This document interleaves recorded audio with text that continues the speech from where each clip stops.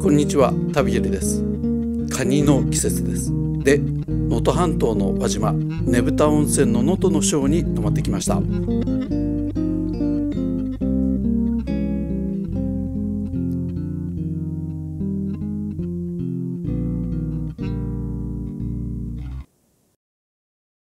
輪島の朝市が開かれる通りから車で10分ほどで到着です。ねぶた、こういう字を書くんですよね。勘のいい方、あと温泉に詳しい方はもうこれで、ああそういうことかと膝を叩いている頃かと思います。豚とはきっとイノシシのことですね。その昔、おやイノシシがあんなところに寝そべっとるぞ、なんやろあそこは。傷を負ったイノシシのいた山の斜面を見に行ってみると、そこにあったかい温泉が湧いていた。めでたしめでたしというわけです。この動物の部分が鹿だったりサギだったり、生き物こそ違えど同じような話は全国にありますね。体を温めるということは動物にも人間にも良いことのようです。連れの誕生日にかこつけて年に一度の贅沢をと思ったら、娘までホイホイ便乗してきやがった。玄関を入るとそこは吹き抜けのロビー。畳敷きの上に温かみのある上質な空気が溜まっている気配がします。それとは裏腹に重厚な輪島塗の間仕切りが空間をビシッと引き締めています。これ下手したらうん百万するんじゃないでしょうか。畳の上に足を預けると、美しく整った繊維が足の裏をマッサージしつつ、かすかに沈みながら体の重みを受け止めます。全館畳敷きなのでスリッパはないんですよ。スリッパにまとわりつかれることのない開放感が心を研ぎほぐしていきます。フロントではなく、こちらのラウンジでお茶をいただきながらチェックインの手続きを済ませました。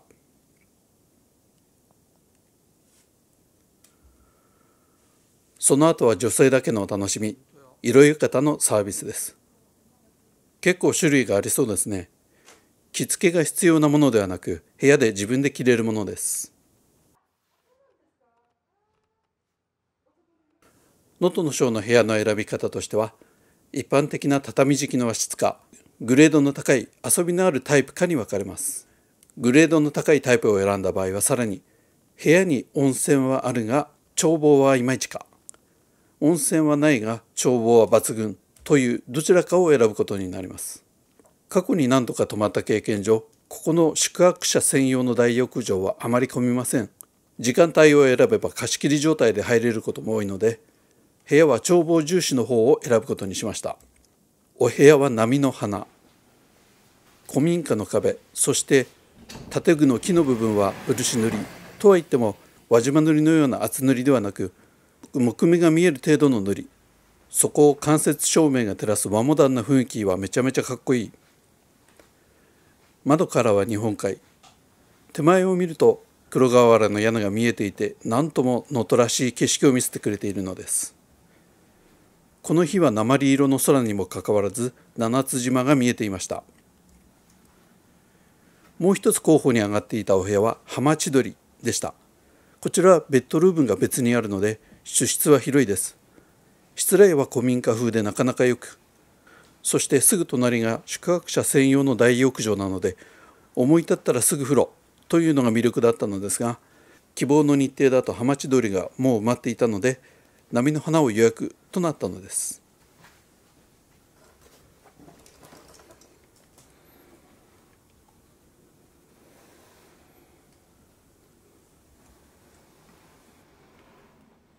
洗面所とお風呂です。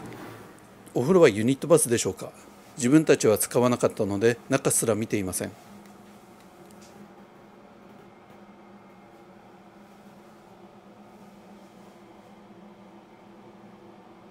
そしてトイレ、もちろんシャワートイレです。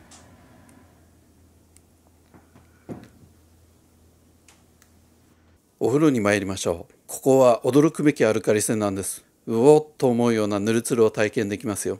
輪島のすぐ近くなのに、輪島のしょっぱ苦いお湯とは全く違うお湯です。ホームページによると、アルカリ性が強いだけでなく、炭酸イオンがこのぬるつるに関係しているようなのです。ちなみに炭酸イオンが 1kg 中に 20mg 以上でツルツル感が得られ、30mg 以上でツルツル感がはっきり感じられるそうですが、能登の庄の温泉はなんと 50mg 以上。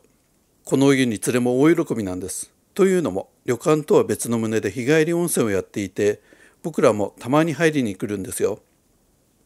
風呂上がりには一皮むけているので、女性は何かつけておくと良いらしいですよ。床も浴槽も十和田石、若草石とか呼ばれることもある石でしょうかね。これは高級旅館でよく見かけるやつです。足湯が軽くざらついて気持ちいいんですよね。そしてお湯なんですが、すごいです。リンスが毛穴から吹き出してきているようです。びっくりしますよ。女湯を特別に見せていただきました。女湯の方が広々いいんです。男子は女子が喜んでくれればそれでいいのです。輪島にはもちろん漆塗りの職人がたくさんいらっしゃるのですが、漆を扱うんで手とかが荒れるんですってね。その手荒れを癒しに漆職人が昔からここに通っていたそうなんです。以前に源泉を見せていただいたことがあるんですが、山の斜面で鳥がさえずる田んぼの一角に自噴していました。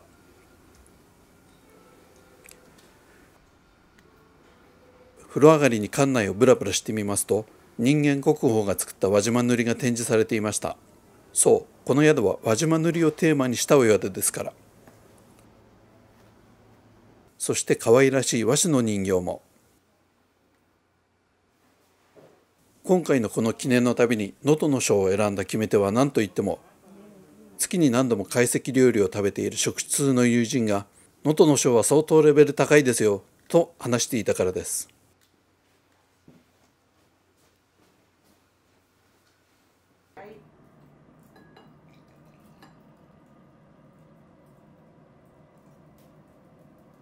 食事はいろり食か部屋食かを選べます。いろり食なら能登の味をダイレクトに、部屋食ならより上質に楽しめるというわけです。ちなみにいろり食を選んでも全室個室なので落ち着いて食べられます。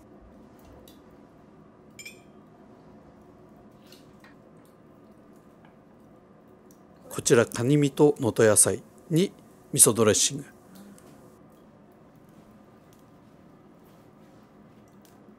おひたしと稲穂を揚げたものとか、五郎島金時のレモン煮、そして鮎のうるか、超珍味でした。五六湾という大ぶりの漆湾にお造りが乗る姿は見事です。お造りは朝どれの鮮魚だそうで、種類を教えていただいたんですが忘れてしまいました。角がしっかり立ってますね。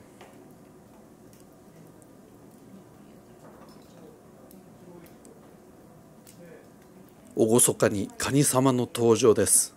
加能ガニっていう石川県のブランドガニ、11月に解禁になったばっかりです。口を上に開けてその半透明のものを迎え入れました。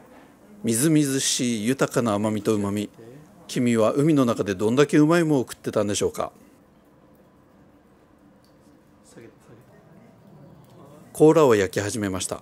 カメラ撮りっぱなしで全く働かない僕の代わりに接待さんがいろいろ世話を焼いてくれています。ありがとうありがとう。青色のタグは正真正銘石川で採れたズワイガニの証。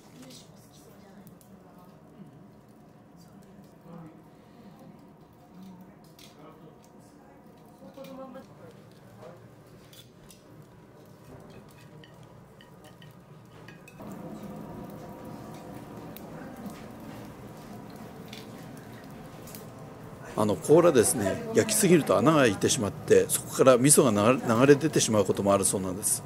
そんな悲劇、大やけどしてでも手ですくいに行ってしまいそうです。とんでもなくうまいカニ味噌が出来上がってしまいました。しかしここで大問題が勃発です。うかつにもカニの身を全部食べてしまって落とす身がもうありません。そこでちょっと恵んでもらおうかなとやけに静かな連れの方を見てみると、そこには一心不乱にカニの身をほじくり出している連れがいました。怖いです。どこぞの宗像志向かと心の中で突っ込んでみました。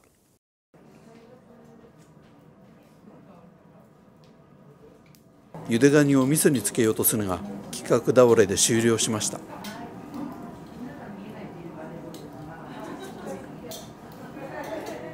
網焼きは車エビ、ハタハタ、サザエ、弁漬け大根が並びました。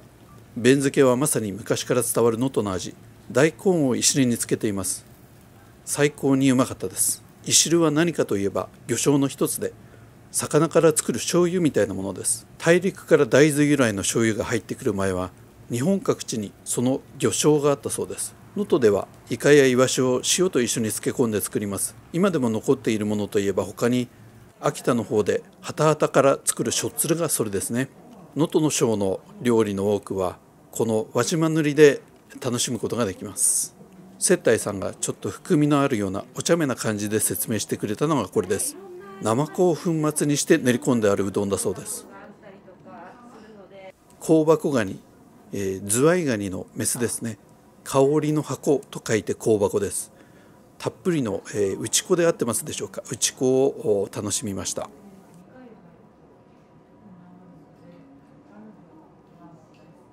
お食事はカニの炊き込みご飯、メギスのつみれ汁、そして香のものです。デザートはブランマンジェ、美味しかったです。そしてなんととある方からサプライズケーキが届いてました。接客のしっかりしたお宿はこういうサプライズを安心して任せられるので、晴れの日なんかにも良いのです。 A さんありがとう。実はチェックインの時に千枚田のライトアップ行きますか、送迎バスありますよと聞かれていたのです。ということで千枚田のライトアップに連れて行っていただきました。この迷路みたいな一枠一枠が田んぼになっていて、機械が入ることができないから田植えから稲刈りまで全部手作業で行っているそうです。この送迎サービスには特に追加料金はなく、お宿がサービスでやっているようです。ちなみに夏は個人乗太鼓という伝統太鼓のパフォーマンスに連れて行ってくれるそうですよ。帰ってきまして、ここはもう一つの大浴場で日帰りの方と共用なのです。つまり僕らが日帰りで入りに来るときはこちらに入っているんですが、夜の9時以降は宿泊者専用になります。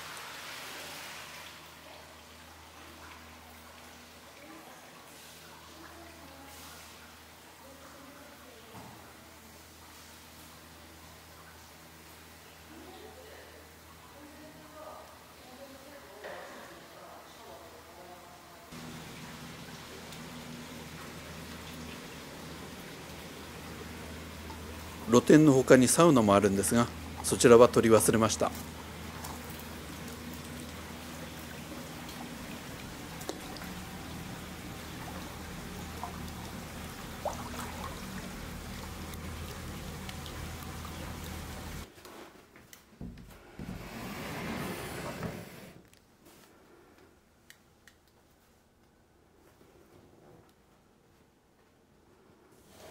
おやすみなさい。おはようございます。夕食の時と同じ個室で朝食です。こちらフグの一夜干し、珍味4種、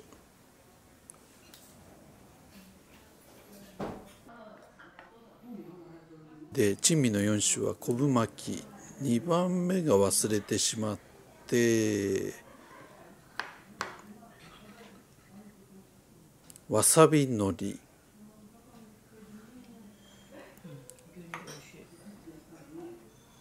イカの塩辛、最高にうまいです。本当珍味です。ご飯がどんどん進んでいきます。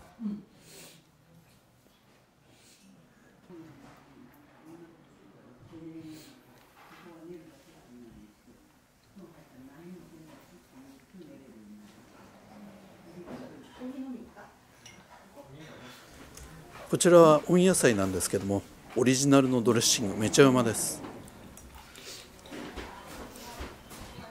で手作りの豆腐を熱々でと。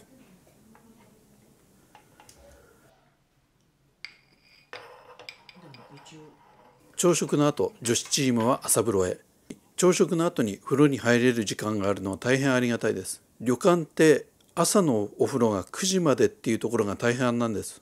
そうするとですね、8時から朝食を1時間かけていただくと入浴はもう不可能なんです。ですから朝食の後もお風呂に入れるのは結構貴重なんです。チェックアウトの時にはコーヒーのサービスをいただきました。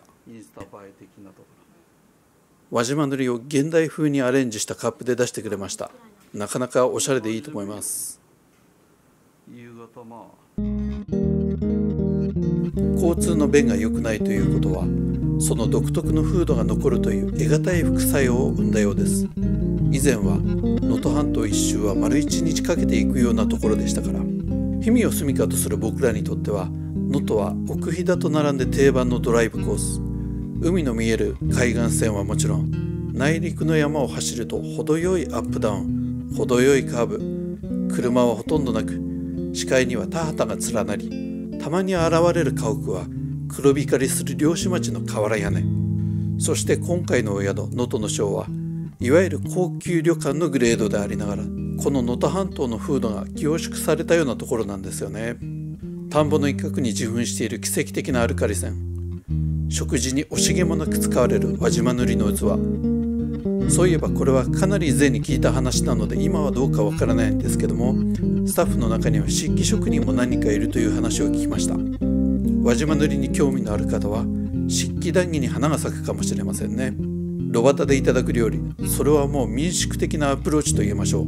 やみつきになるいしるの風味、顔をほてらせながら網焼きされた弁漬け大根を食べたら、飲める人なら地酒が恋しくなるに違いありません。チェックアウトして輪島の朝市や上時国家、福川穴などを見物してからしばらく車を走らせると、一つの風景に釘付けになりました。